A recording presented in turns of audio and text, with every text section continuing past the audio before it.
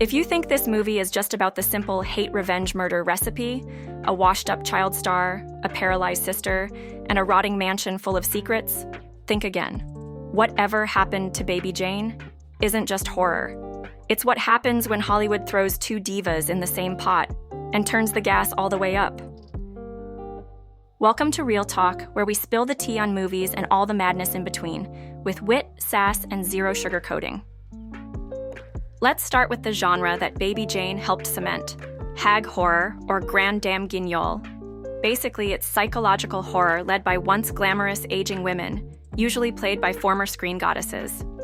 Think decaying beauty, madness, camp, and lots of mascara-streaked screams.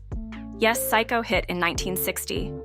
But Baby Jane, 1962, pushed horror into a space where women, specifically older, legendary women, could be the twisted stars. Not just the scream queens, not just the victims. This genre didn't just bring chills, it stabbed at ageism, Hollywood's cruelty, and how the industry treats women like milk, expired by 40. It all started with Joan Crawford making the first move. She got her hands on the novel, read it, smelled an opportunity, and brought it straight to director Robert Aldrich. Let's be clear, Joan didn't need the money. She was still cashing those sweet Pepsi stock dividends. What she wanted was relevance, a comeback, a role that screamed, "Don't you dare forget me." But Bette Davis? She did need the money, period. Her career had gone cold. The offers were dry, and the corset was tighter than her budget. She even took out an ad in Variety that read, "Mother of 3, 10, 11, and 15, divorcee, American. 30 years experience as an actress in motion pictures. Mobile still and more affable than rumor would have it. Wants steady employment in Hollywood. Has had Broadway." It ended cheekily with references upon request. Some said the ad was just a brilliant promo for the film. It did run only a month before the movie's release after all. But behind the wit, the need was real. Bette needed that paycheck. And here's the genius. Everyone already knew about their feud. Hollywood whispered it. The press drooled over it. Joan knew exactly what she was doing, pitching a project that practically sells itself. Two fading divas, one claustrophobic script full of psychological warfare, and real-life tension simmering just under the surface. That's not just casting, that's marketing witchcraft. Director Aldrich wasn't dumb. He knew he was playing with fire, but instead of running, he handed them both a match. He bet that their mutual dislike would sizzle into cinematic gold. Spoiler, it did. As one critic later said, "Who needs method acting when you've got actual rage on set?" And boom, the mic didn't just drop, it shattered. Here's the short version. Baby Jane Hudson, Bette Davis, was once a tap-dancing child star, all curls, ego, and bratty showbiz flair, while her sister Blanche, Joan Crawford, simmered in the background. But fame flipped. Blanche became the true Hollywood queen, until a mysterious car accident left her paralyzed. Now the sisters live alone in a decaying old mansion, trapped together like ghosts of their former glory. Jane? She's bitter, booze-soaked, unstable, and stuck in the past, still dressing like a kid and belting out creepy vaudeville tunes like it's 1925. Blanche, now completely dependent and wheelchair-bound, starts to suspect that Jane's slipping into madness, or maybe something worse. What follows is a psychological thriller drenched in paranoia, delusion, and sibling revenge. Sanity cracks, secrets spill, and just when you think you figured it out, bam, the plot twist hits like a slap with a silver tray. We assume Jane ran her over years ago, but plot twist. Turns out, Blanche did it to herself. She wasn't the poor little victim after all. That car accident? Blanche caused it. She'd been gaslighting Jane for decades. Everything flips, right in that final sun-bleached beach scene. It's devastating. It's brilliant. And it's not just horror. It's Greek tragedy and drag. Think Sunset Boulevard meets Misery, but with real-life feud energy simmering underneath every single scene. Unarguably, the behind-the-scenes tension became part of the movie's marketing strategy. And let's be honest, the drama was just as petty and juicy as you'd hope. Sure, Bette Davis and Joan Crawford both denied any beef in interviews, but their actions? Whew.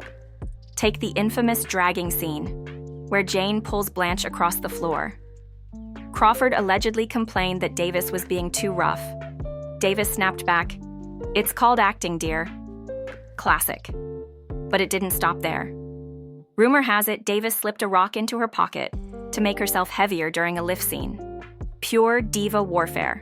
And yes, that head kick, totally real. Multiple crew members later confirmed that Davis did kick Crawford in the head. Hard. Crawford had secretly patted herself, but Davis aimed higher. Crawford was bruised and fuming. Davis called it an accident. Crawford called it intentional. And the Oscar drama? Iconic. Bette Davis got the nomination. Joan didn't, and she was salty. Legend says Crawford offered to accept the award on behalf of anyone who couldn't attend. When Anne Bancroft won, Joan strutted on stage in shimmering silver, took the Oscar like it belonged to her, and soaked up the spotlight on live TV.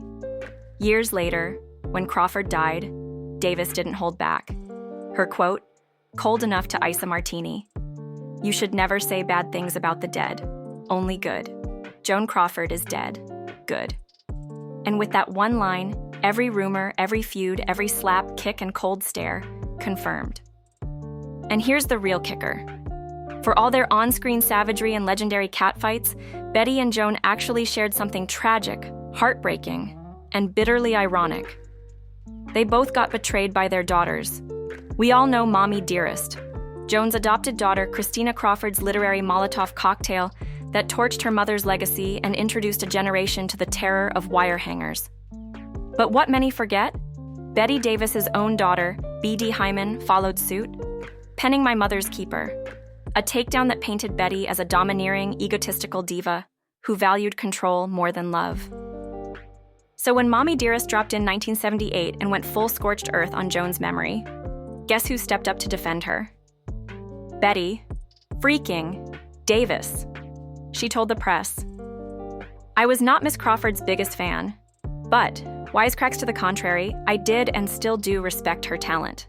What she did not deserve was that detestable book written by her daughter. I've forgotten her name. Horrible. That's right. The same woman who allegedly kicked Joan in the head during filming was now defending her. Because she got it. She'd been there. She would be there. It's sad. It's twisted. It's almost poetic. Two Hollywood titans immortalized for clawing at each other on screen ended up scarred by the same brutal betrayal. Memoirs turned into weapons. Daughters who turned their mothers into monsters. They didn't make peace face to face, but through those matching scars, they were finally on the same side. Despite the film's legendary status, even diehard fans agree on one thing: it drags in spots. Yes, Jane's grotesque makeup? Keep it. The rat on a tray dinner service? Iconic. But the endless repetition of Jane's abuse toward Blanche? Could have used a trim. And Edwin. Oh, Edwin. For me? Cut. Him. Out. Sure, he's technically a plot device to escalate Jane's delusions and push her toward that chilling final act, but his quirky music dreams and the passive-aggressive mother-son banter? Total tonal whiplash. Instead of tightening the psychological tension, their subplot plays like a weird sideshow. The focus slips, the horror dulls, the grotesque becomes goofy. Edwin might have had his purpose, but in a movie that's all about claustrophobic dread and decay and glory, he felt like he wandered in from another script. This film didn't just give us chills. It gave us quotes that burned themselves into pop culture, each one dripping with tragedy, venom, or vaudeville creepiness. But you are Blanche. You are in that chair. Bette Davis delivers this like a slap to the soul. It's Jane's cutting response when Blanche dares to dream that her paralysis might be reversible. 6 words. That's all it took to lock her back in place, physically, emotionally, permanently. It's psychological warfare disguised as sass, pure, brutal camp noir. And this, "You mean all this time we could have been friends?" Blanche's dying breath of regret. And it lands like a punch in the gut. It's the tragedy underneath the terror. 2 women who ruined each other when maybe it didn't have to end that way. Or, "I didn't bring your breakfast because you didn't eat your din-din." said with the sing-song spite of a deranged child but masked with menace, and one of the most twisted lines in the film. When Jane says it, you know Blanche is doomed. No breakfast, no lunch, no mercy. It's not just neglect, it's slow-motion murder by starvation, and it starts with Din Din. And then we get this, "I've written a letter to Daddy," Jane's haunting, broken doll performance that stops the movie cold. She's gone, fully consumed by delusion. Let's be real, Bette Davis could be theatrical to the point of Broadway on Red Bull. But in Baby Jane, that extra worked. The grotesque clown makeup, iconic, and Davis owned it. She famously didn't care how horrifying she looked on screen. In fact, she insisted on it. Inspired by aging Hollywood actresses who caked on makeup without ever taking it off, Davis created Jane's cracked doll look herself. Smudged mascara, pancake foundation layered like a funeral mask. It was pure nightmare fuel. And she wore it like war paint. Then came the twitchy movements, the deranged sing-song voice, the tap dancing into madness. It was camp. It was chaos. It was Oscar-worthy unhinged. And those voice imitation scenes? You know, when Jane fakes Blanche's voice to mess with the housekeeper and the doctor? Davis tried. But let's be honest, imitating Joan Crawford's voice is no small feat. So guess who stepped in? Joan herself. Yep. Crawford actually dubbed over those lines because even Betty couldn't quite nail that signature tone. Meanwhile, Joan Crawford played the perfect counterweight. Restrained, emotionally raw, the damsel decaying in her prison upstairs. One diva unleashed. One diva locked in. That balance? Chef's kiss. That's what made it sing and scream. Whatever Happened to Baby Jane isn't just a horror movie. It's a Hollywood eulogy in drag. It's two screen legends clawing for relevance and dragging each other down the staircase of cinematic history, one brutal scene at a time. Behind the grotesque makeup and psychological terror was something even scarier: Hollywood's fear of aging women. This movie didn't just tell that story. It shrieked it in full mascara meltdown. And the irony? The very industry that sidelined Betty and Joan handed them the script that put them back on the throne, just long enough to watch them burn. Because Baby Jane wasn't just a role, she was a warning. Of what happens when talent outlasts youth. Of what happens when Hollywood decides your close-up is over. And Crawford and Davis? They didn't just play the roles, they lived them. The grotesque wasn't in the makeup. It was in the mirror Hollywood held up to them. In the end, they both won. They both lost. And they made damn sure we'd never forget it.